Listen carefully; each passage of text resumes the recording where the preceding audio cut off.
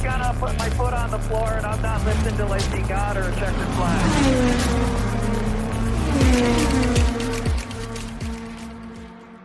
Welcome to Racing Thoughts, an IndyCar podcast. I am Megan Dennis. Alongside me, I am Meg Taylor. First episode. Bear with us as we kind of get our feet under us. Kind of introduction, what we're doing here. Two girls met each other via the internet. Meg, tell us, how did you come to kind of get into motorsport and / into IndyCar? Yeah, so a couple of years ago, two of my best friends started watching Drive to Survive on Netflix, which I feel like is pretty much the catalyst for so many of us. And they had watched it, and they had spent probably like 6 to 8 months telling me every single day, you need to watch Drive to Survive. You need to get it to Formula One. Like, you would be obsessed with it. And me being a stubborn ass person, I was just like, no, you don't get to tell me what to do. And then I ended up watching the Monaco Grand Prix in 2022, and I was just obsessed. So that's how I kind of got into F1, and then it just kind of spiraled, the very cliche fangirl pipeline that we all go through kind of slid into IndyCar, and here we are, obsessed with it. Honestly, it's so much more fun to watch, in my opinion, sometimes than F1. And my dad was even talking about it this weekend with me. He was like, it just seems like so much more relatable. I'm like, yeah, it absolutely does feel relatable. So here we are. I literally said that to somebody like this past weekend on how much more like kind of fun IndyCar is in F1 in just a different way. For sure. I guess like my story into it too of kind of similar, kind of not. Drive to Survive was kind of what led me down this path. But interestingly, it was a girl on Twitter who I couldn't even tell you who it was that I followed, was live tweeting like the 4th season and kept talking about some kid named Lando. And I was like just kept going on and on. And eventually I was in between like school and summer job starting. I was like, I have time, whatever. Maybe it was spring break. No, it must have been summer. That I just like, let me watch Drive to Survive. I caught up to like everything that was out at that point, and then watched Silverstone 2020. So that was those crash, which my first introduction. I'm like, oh, this is what happens here. It's insane that was your first race. And then you were the catalyst into IndyCar.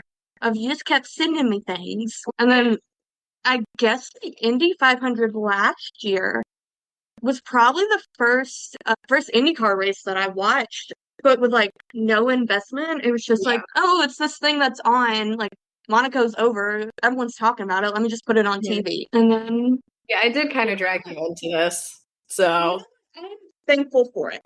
You're welcome. That led us here. I mean, more importantly, it led us to Barber. My God, thank God for that.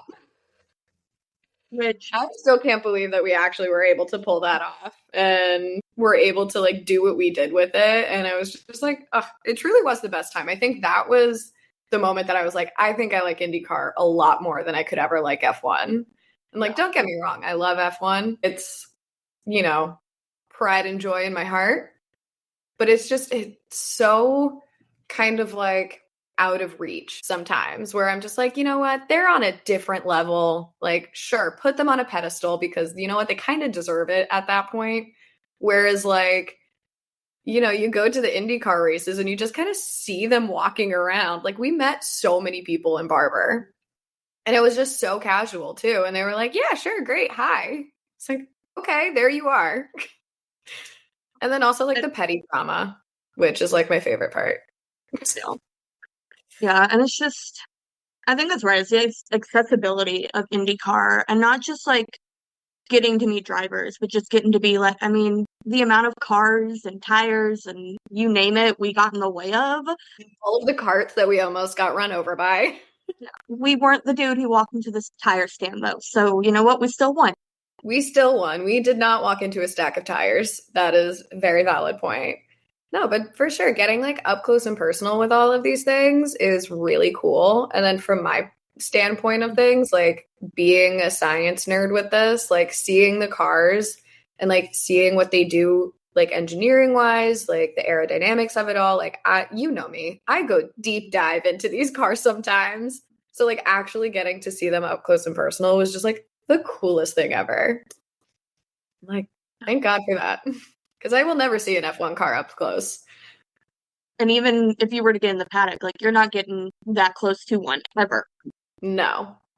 I retract my statement because we did see there is the F1 car in the Birmingham airport. It's true, but it is very much behind glass. I very much cannot be that close to it. So all that to say, now you have us here, filming, recording, whatever the word is, this podcast. And like shout out to like all of the motorsport girlies online because they were the ones that really kind of inspired us to be here and like do our thing.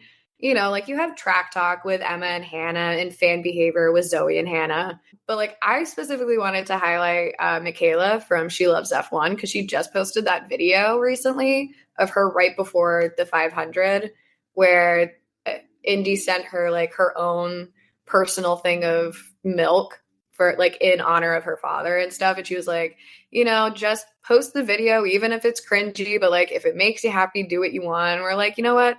We talk like this anyways. So might as well record it, put it out into the world. Who cares if it's cringy or weird? We enjoy it. It makes us happy. Shout out to all the motorsport girlies online. 100%.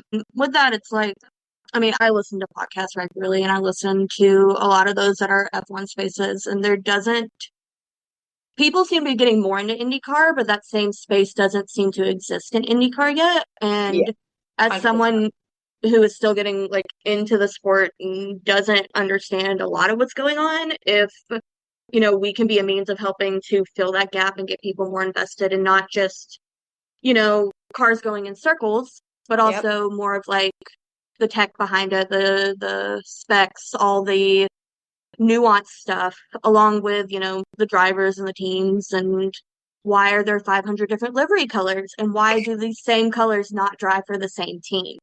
Oh my God, if we can help answer those questions for somebody else and get them invested, Very true. Because these are all things that we've had to learn on our own too. Like, what was it? I think I got into IndyCar in 2022, like end of the season, and then started with the 2023 season last year.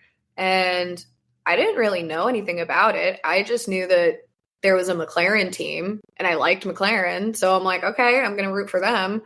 Lo and behold, spiraled as one does. But we had to learn these things for ourselves. And like, I really wish there was somebody else in this space that I could be like, I can go to them and like, they would know the answer to. I had to like figure this out through so many Reddit posts and threads and stuff. So here we are, taking up the space in IndyCar. And with that, just bringing along anyone who wants to join us with it, like. Absolutely. Good vibes, good times. Yeah, literally anything having to do with the sport itself. So that probably wraps up anything we would have to say to introduce what our goals for all this is. So looking ahead, recap the Indy 500 and good, bad, ugly that went into that, and then preview of Detroit coming soon. Yeah. Thank you so much for tuning in. Follow us at Racing Thoughts Podcast on Instagram. And we'll see you next time. Bye. Bye.